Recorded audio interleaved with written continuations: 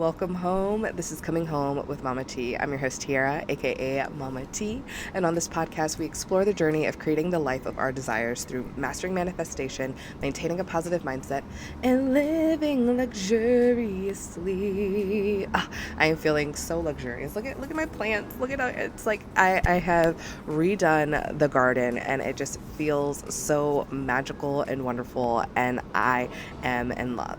And with that, I want to talk about imposter syndrome today. I know, like, hard shift, right?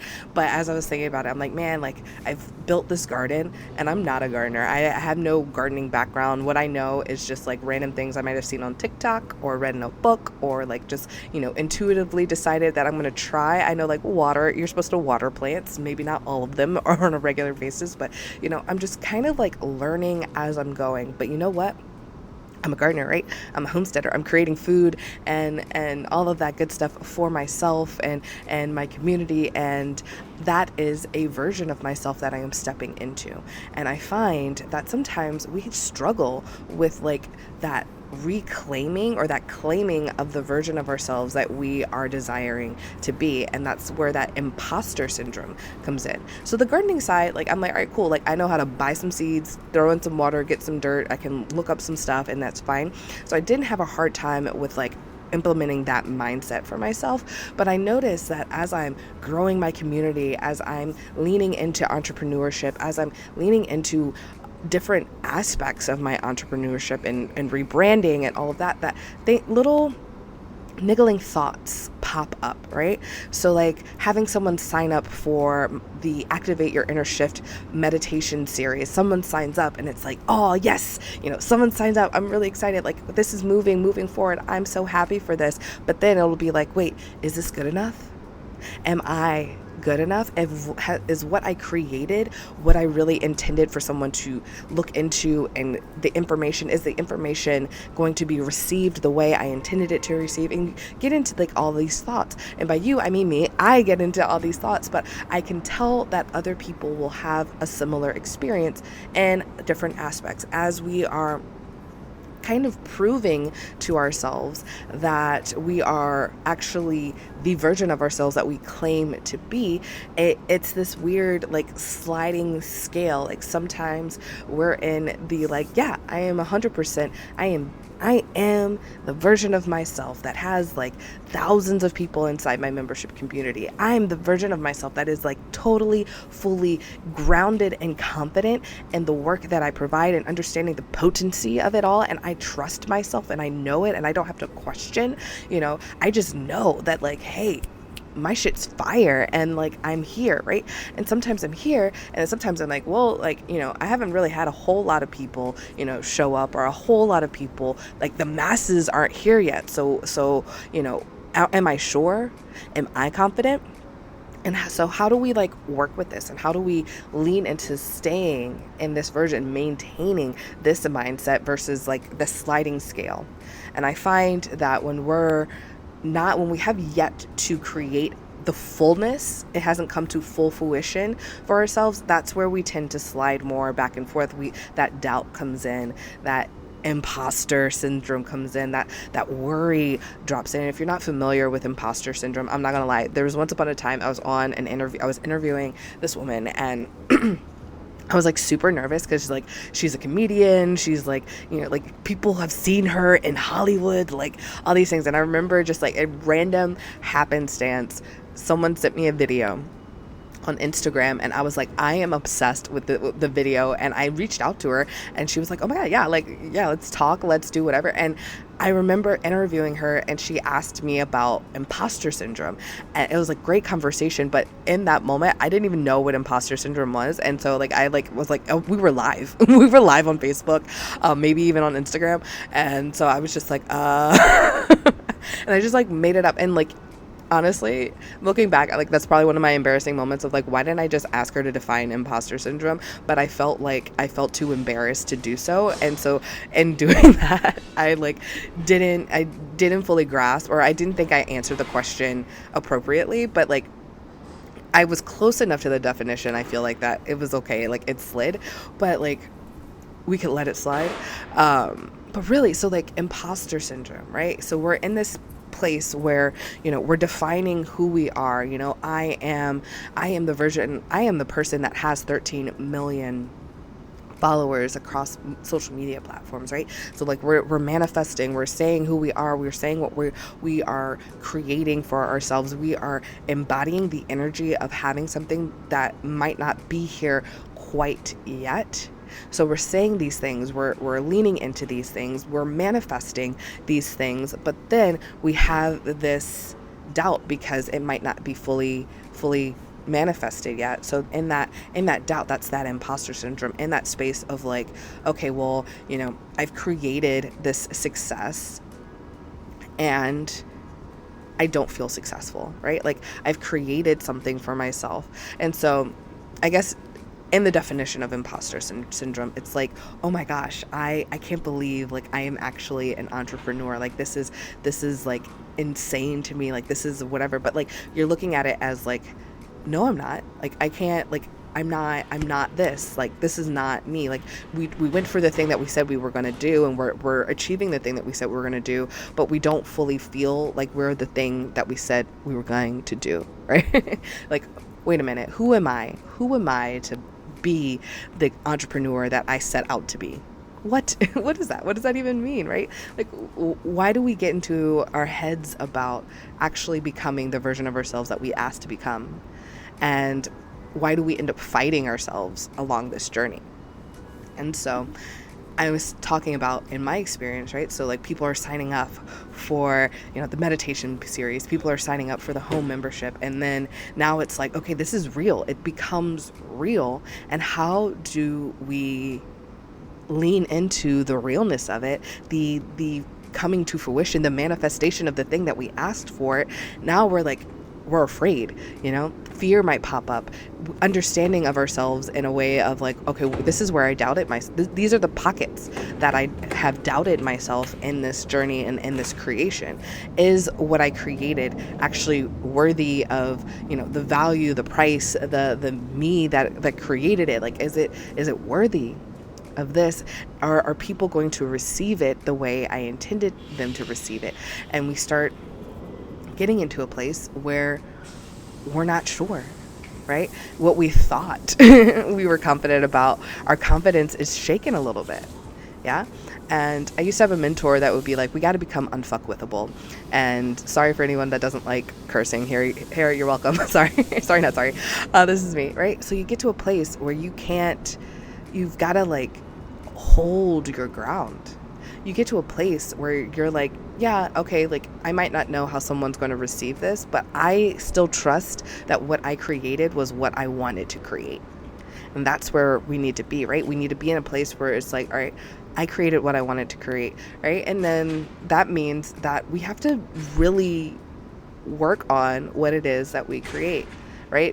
Do we want to leave it at good enough, or do we want to leave it at like, this is what I wanted, this is what I intended? It might be, for me, when I make videos and I do these podcasts and all this stuff, I have an idea of what I want to talk about, right? I have like, all right, I want to talk about imposter syndrome, but I don't know. I don't plan it all the way out. Like I had no idea I was going to share that story. I have no idea where we're going to go. I kind of just intuitively allow whatever to come out of my mouth that comes out of my mouth. And sometimes we get to a point where we're like 9 minutes in and there's no turning back.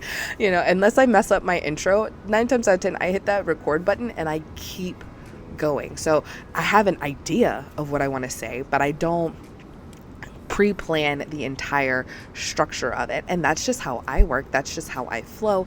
And I like it and it feels good to me. Some people might need a full on script, and that's okay too. I feel like I'm more authentic when I just hit a button and go. I also went live for over a year on a daily basis, so I feel comfortable and confident being able to just hit a button and go and flow, because a live video, it's live video and you're just gonna have to go. And if you mess up, you like brush your shoulders off, you laugh at yourself, and you keep it moving. Yeah. So all that rambling to say that sometimes I get to the end of the creation, I'm like, okay, I said that, and I feel like that like, do I feel complete, right? Like, that's usually where I like to go. Like, do I feel complete? Do I feel like I communicated what I intended to communicate when I hit the record button? And if the answer is yes, then that's something that gets posted. If I feel like I went like way off the rails and off the handles and I don't know, then like it might get posted, it might not. But I noticed that the ones that I feel like I went off the rails, off the handle, I'm not sure if I articulated what I wanted to articulate in the best of its ability, those are the ones that I'm not confident in when I post, right? But there are the ones that I'm like, yes, that was it. That was the energy, that was the vibe that I was going for. I love it. I am so ready to be like, that was fire. That was fire. That was amazing. And so when I go to social media, like, I just recorded the most fire podcast episode ever. You better be listening. You better be watching. You better be checking it out. Right. And so when we create, I encourage myself, and I also encourage you to make sure that you're in that place for anything and everything that you're putting out there, right? From an entrepreneur standpoint. Yeah. Like, if you are going to, put out a blog post, if you're going to put out a podcast, if you're going to put out, anything for the masses to consume, I want you to like it yourself. Yeah. And then from there, then you can build up that like trust in yourself, that confidence in yourself. Like, dude, I'm proud of this thing that I created. So even if somebody doesn't like it, doesn't enjoy it, whatever, at least I'm proud of it, right? When you release something and you put out something that you're not happy with, that you're not proud of, that's where you're not supporting yourself. And then when you're not supporting yourself, then other people can feel that energy and they might not want to support you either. I notice when I think about the days where I would go live all the time and I would do all the things and I felt like, I don't know what I'm doing wrong. Why aren't people showing up for me and showing up for the work that I'm doing? Like, I know that like I am worthy of these things. And I realized that a lot of times when I hit that record button, I would fall into the syndrome of like, self-doubt. Like, oh my God, is anyone going to show up? Is anyone going to comment? Is anybody like, is this even information that people want to hear? And if I'm steadily having this running in the back, it doesn't matter how well I'm performing, if you will, if I'm still like, scrolling through this Rolodex of like self-doubt and just being mean to myself, then like, of course, other people are they're gonna feel that vibration and not want to be a part of it, right? But when I'm in the zone, auto zone, as they say, then I don't care, right? Like, if I'm like, that was amazing, I don't care if nobody showed up. I don't care or whatever. I'm going to be like, man, people missed out, right? And so there's a difference that I want to be in the version of me that's always like, somebody missed out.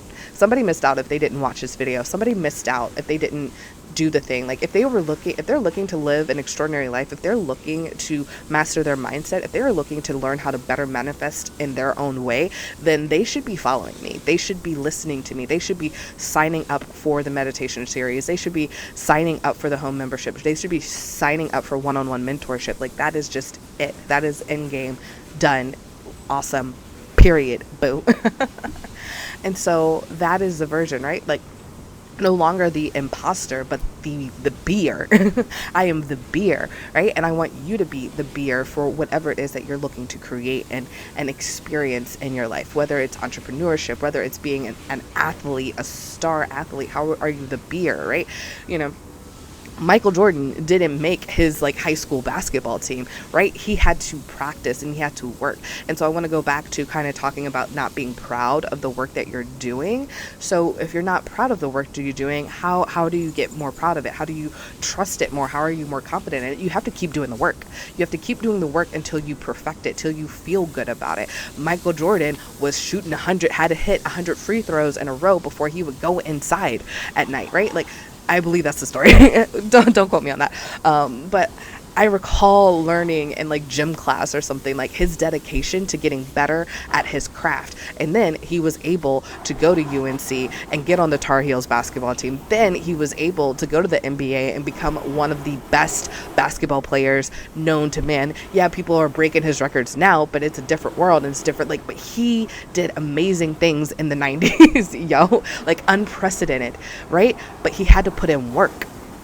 He had to hone his craft. We have to hone our craft. So we have to, one, define. We have to define what our craft is. We align in that craft by practicing and learning and tweaking so that we get to a place that we feel like, okay, yeah, I'm a master at what it is that I'm doing. I feel good about what it is that I'm doing. I understand and I am grounded in my work. I don't need to I thinking about like the marketing and the words and like what are the words. I know for me, like I would get like caught up in how do I explain the work that I do, how do I do this, and I would look for like a flowery way to say it, and then I'm like, what does that even freaking mean? And that's why I struggle to like market it, because I don't even know what it means myself, right? So when I simplify it, like, hey, yo, I'm gonna help you live a great life, like I'm gonna help you like define what it is that you want and then align with it and go get after it and make it happen. It doesn't have to be the super complex paragraph of whatever. I mean, yeah, like if you want to read, a landing page, go for it, because I know some people need more information, need more nuggets to like dive into it, but like simplifying it, really simply honing it down, refining it, get it good, and keep putting it out. Keep doing the same work, right? And just be a master at your craft, a master at your thing. Going back to like basketball, right? Or Michael Jordan, he was a master at basketball. He wasn't so much of a master at baseball, but he tried, right? And tried and realized that he's going to go back to basketball.